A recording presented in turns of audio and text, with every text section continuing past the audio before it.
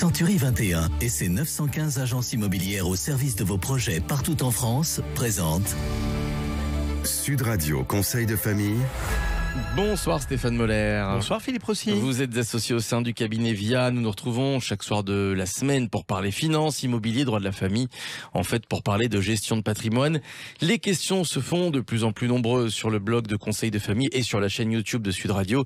N'hésitez pas d'ailleurs à poser la vôtre. Ce soir, nous répondons à Emmanuel qui nous écoute à Orléans et qui nous demande quels sont les critères à privilégier dans la sélection de SCPI. Stéphane, de quoi parle-t-on ? Alors, comme nous l'avons vu dans une chronique précédente, les SCPI, Sociétés civiles de placement immobilier, sont un véritable outil de développement patrimonial.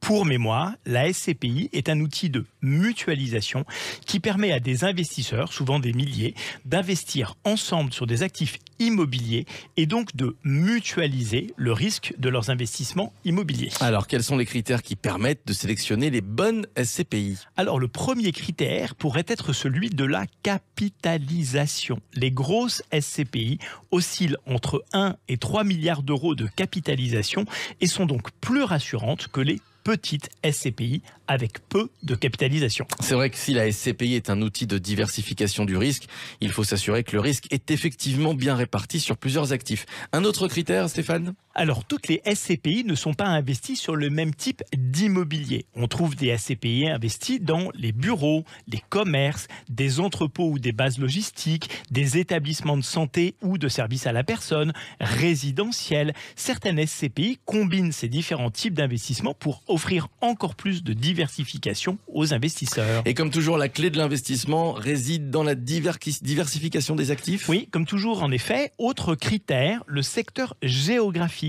Il existe des SCPI investis essentiellement en France, d'autres sont investis en Allemagne, voire même dans toute l'Europe ou aux États-Unis.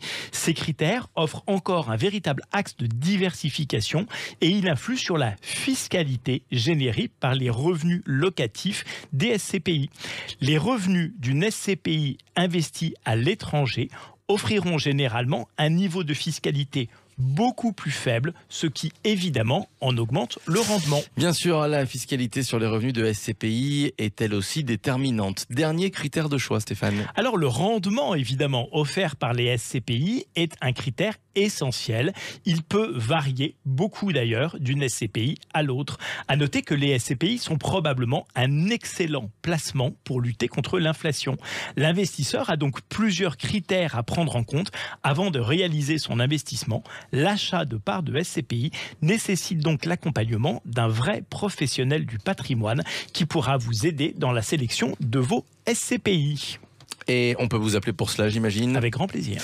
Conseil de famille à retrouver en podcast sur notre site sudradio.fr et vos questions, comme toujours, sur le site de Conseil de famille, conseil avec un s-2-famille.com.